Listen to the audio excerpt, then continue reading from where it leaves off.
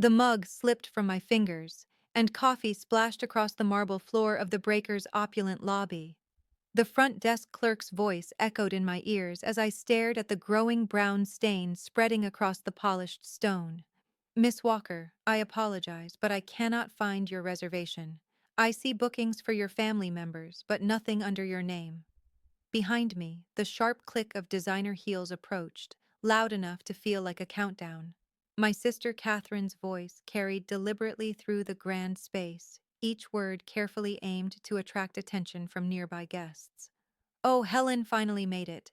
Her tone dripped with sarcasm as she adjusted her Hermes Birkin bag like she was on a runway. How strange that there's no reservation for you. She stepped closer, her victorious smile widening as other guests began to stare.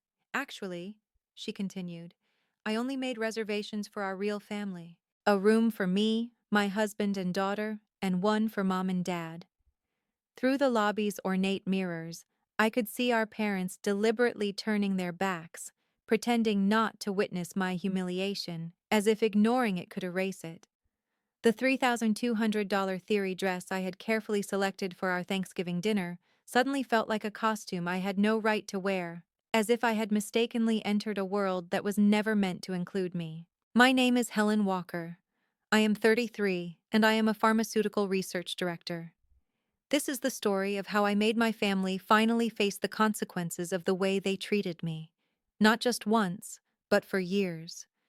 For as long as I can remember, I had been the family outlier, the one who built her life through scholarships, careful investments, discipline, and 80-hour work weeks that left me drained but determined. My success had not been handed to me, and no one had protected me from failure.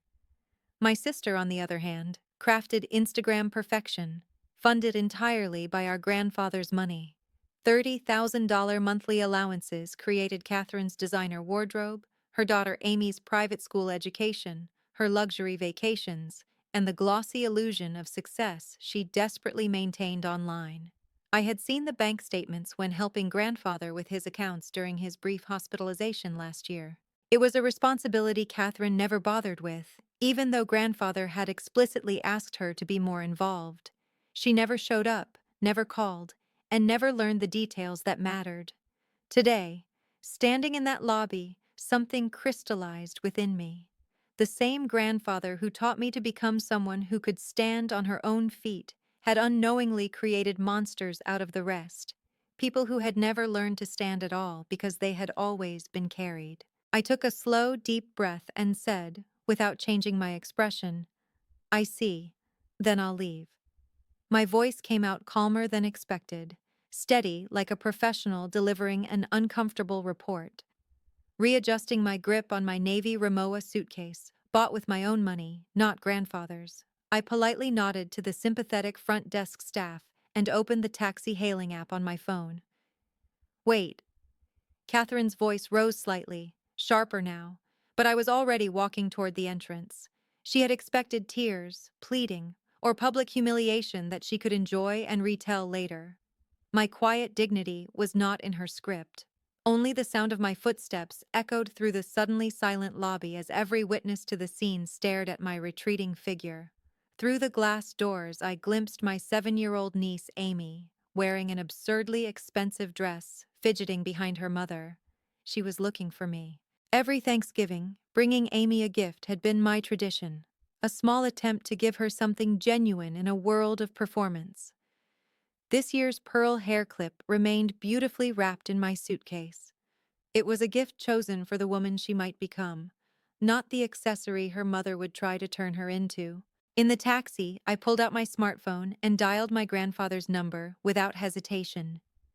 After our monthly financial review meetings began last year, we developed a much closer relationship than I had ever had with my parents, who had always favored Catherine and treated my independence like an inconvenience. Helen, what's wrong? His voice carried its usual composure, but the question revealed he sensed something was off. Our scheduled calls never fell on holidays, and he knew I would be with the family at the breakers. I have something to report, I began, my voice factual and emotionless. I laid out exactly what happened. the missing reservation for me alone, Catherine's triumphant declaration about the real family, our parents' complicity through their silence. I did not add dramatic flourishes or beg for sympathy or justice. I simply stated facts as I had learned to do in pharmaceutical research. The data should speak for itself. On the other end, I could hear his breathing become slightly rougher, the only indication of tightly controlled anger. I understand. I'll handle this from here, he said, his voice low and heavy, the way thunder sounds before it arrives. What happened next unfolded with the precision of a clinical trial. Within 15 minutes, my phone exploded with notifications, 10 missed calls from Catherine, increasingly hysterical voicemails, a flood of text messages. Grandfather had clearly made good on his often stated contingency plan, the one he had shared with me during our financial meetings, but had never needed to execute until now.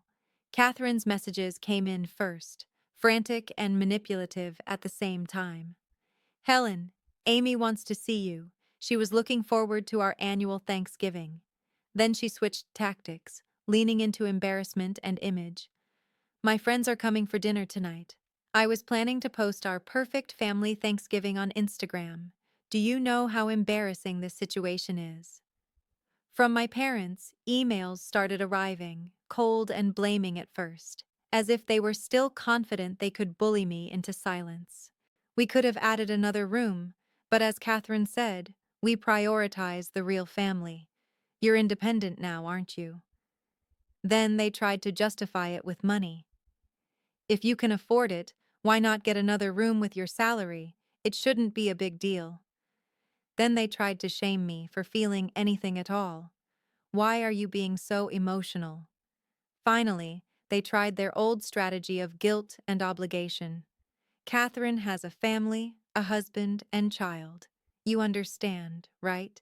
Can't you just quietly put up with it for Thanksgiving? That's always been your problem, only thinking about yourself, never considering the family. Each message tightened my chest. But these were familiar wounds, the same discrimination and favoritism I had faced since childhood. Their words revealed not my failings, but theirs, and for once I saw it with perfect clarity. As my Chicago-bound plane ascended through the clouds, a new email arrived from grandfather, with all family members included as recipients. The message began in his characteristically dignified style, formal and final, the way a judge delivers a verdict. The following is my final decision to be announced. Today on Thanksgiving, an incident occurred that severely damaged our family's dignity. The cruel treatment of Helen is an injury to the Walker family name and cannot be tolerated under any circumstances. Effective immediately, I am freezing all financial support to George, Margaret, and Catherine. I must remind you that your luxurious lifestyles are entirely dependent on my support. Those who have lost sight of family's essence, drowning in vanity and pretense, no longer qualify for such privilege. Before I even finished reading, my phone lit up with Catherine's incoming calls. Her panic was obvious from the frequency alone. 5 calls in 2 minutes. Helen, please answer the phone. Convince Grandpa, her voicemail pleaded. Without grandfather's monthly $30,000, Catherine's carefully constructed life would implode. The mortgage on her showpiece home, the leased luxury cars, Amy's exclusive private school, all of it structured around money she never earned, all of it balanced on a support beam she assumed would never be removed. From my parents came similar desperation, suddenly frantic now that the consequences had reached them personally. Helen, this is about our retirement. Could you please talk to your grandfather? The $150,000 deposit for our luxury retirement home will be forfeited. Our medical insurance subsidies will stop. Their previous arrogance vanished, replaced by uncharacteristic humility. I'm sorry for saying such terrible things earlier, but this is a family crisis. I quietly turned off my smartphone and gazed at the sea of clouds outside the window. The picture-perfect family Thanksgiving photos that had been posted on social media every year would not be uploaded this year. For Catherine, that might have been an even bigger blow than the financial impact, because her identity depended on appearing flawless, not on being real. After landing in Chicago, I connected to my home Wi-Fi and found over 100 unread messages. Their content grew increasingly frantic as reality sank in. What am I supposed to do? I won't be able to pay the loans. What about Amy's school fees? We might not be able to get the retirement home deposit back. What are we supposed to do now? I can't sleep at night thinking about the medical insurance. But what stood out most was grandfather's final notice, firm and unmistakable. This measure is irreversible. Consider it the consequence of your own actions. Any objection to my decision will result in the termination of all remaining support. I calmly read through the incoming messages. Their formerly arrogant tone transformed completely into desperate pleas. Never before had each family member's true nature been so clearly revealed, and never before had I felt so certain that I was done being their convenient sacrifice. Setting down my smartphone, I brewed tea in my kitchen, letting the warmth settle my nerves. By now, I would normally have been enjoying the hotel's luxurious Thanksgiving dinner, a special course worth $200 per person.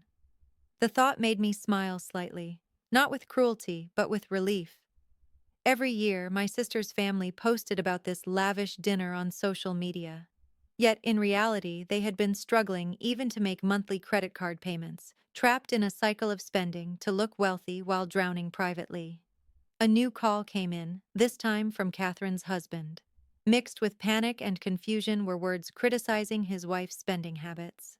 It seemed cracks were appearing in their marriage as reality set in, because when money disappears, pretending becomes impossible. Through my apartment window, Chicago's night skyline quietly sparkled. I remembered my own credit card statement, full payment every month, moderate luxury within my means, no debt. Grandfather's favorite saying returned to me: vanity is for others, savings are for yourself. In this city, I had carved out my life through my own efforts. As grandfather said, I had become someone who could stand on her own feet. And now I deeply felt that choice had been the right one. From my smartphone, incoming calls continued, but they were voices that would no longer reach me, because I had finally chosen peace over approval. 2 weeks after Thanksgiving, Chicago received its first December snow. While my daily routine in the pharmaceutical company's laboratory remained steady, my family's situation underwent dramatic transformation. My sister's Instagram, previously updated almost daily with carefully staged photos of luxury items and exotic locations, had fallen silent. Her last post, a photo of her Hermes bag at an upscale restaurant tagged with dream lifestyle, now seemed painfully ironic beneath comments praising what a wonderful life she had. Emails from my father finally showed genuine remorse. I'm reflecting on our years of extravagant living.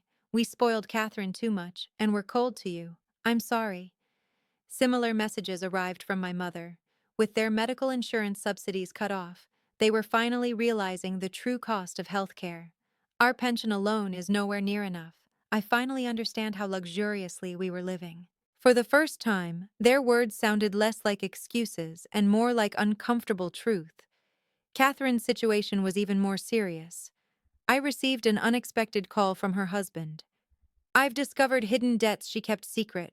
I'm shocked by the credit card bills. We can't maintain this lifestyle anymore. With grandfather's support cut off, their facade of affluence crumbled rapidly. We're considering moving to a cheaper house and looking at public schools for Amy, too. Catherine cries every night. His voice carried exhaustion and resignation. Their marriage itself seemed to be in crisis, not because money was everything, but because truth reveals what performance hides. In contrast, my life remained peaceful. I arrived at work at 8 a.m. and returned home at 6 p.m.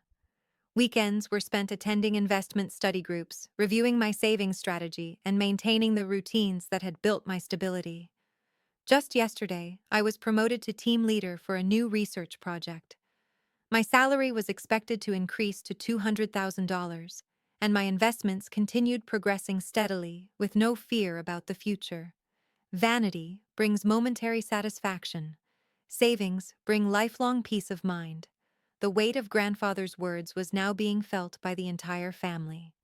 While my parents worried about retirement security and my sister struggled with debt repayment, I simply continued my ordinary life, and my ordinary life felt like freedom. Over the following weeks, the frequency of desperate emails and calls decreased from daily during the first week to once or twice weekly.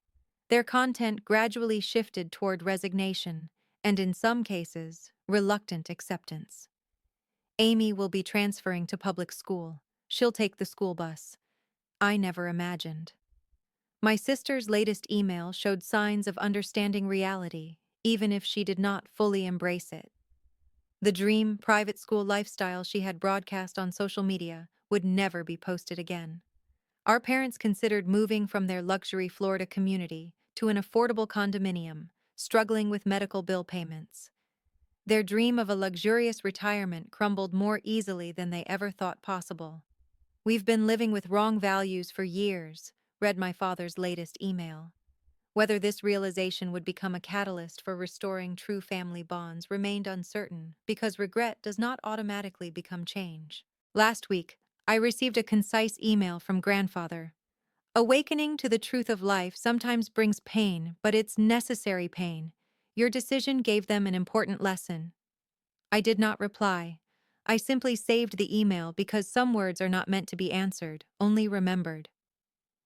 3 months after that Thanksgiving, early signs of spring appeared in Chicago. My life had not changed, or rather, it had become even more fulfilling. The new project at the pharmaceutical company progressed smoothly, and last week I received notice of another promotion. My achievements as a research director were recognized, and my investment operations continued to grow steadily.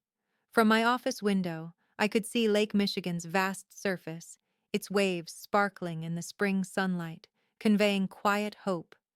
New research data piled on my desk.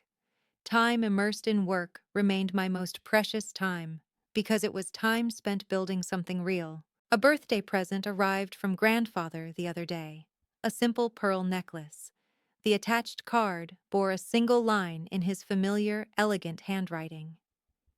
"True brilliance dwells in those who stand on their own feet." I began maintaining minimal contact with my parents.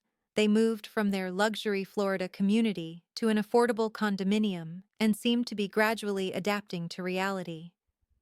Luxury brings momentary joy, but there's genuine security in a grounded lifestyle, my mother wrote, using words that sounded like genuine understanding for the first time. My sister's family moved to an ordinary suburban neighborhood. Amy started attending public school and grew used to riding the school bus. Catherine's social media remained inactive. "How empty it all seems now, posting just to keep up appearances," appeared in a rare email from my sister. Days were now spent dealing with credit card payments and learning what responsibility feels like. Their marriage was still strained, but at least they were no longer running from reality. In my desk drawer, the pearl hair clip I prepared as Amy's present remained beautifully wrapped. Someday, when she understands true value, when she learns the importance of standing on her own feet rather than counting social media likes, perhaps that will be the right time to give it to her. Last week, I received a text from Amy sent from her mother's phone. It was simple. "Aunt Helen, when can I see you again?" I stared at the message for a long time. Perhaps the necessary pain had begun to heal something more important than appearances. I texted back soon. Outside my window, early spring winds rustled through the street trees, announcing the beginning of a new season, not just for the city, but perhaps for our family as well. My family did not book me a room on our trip, and what followed left them in shock.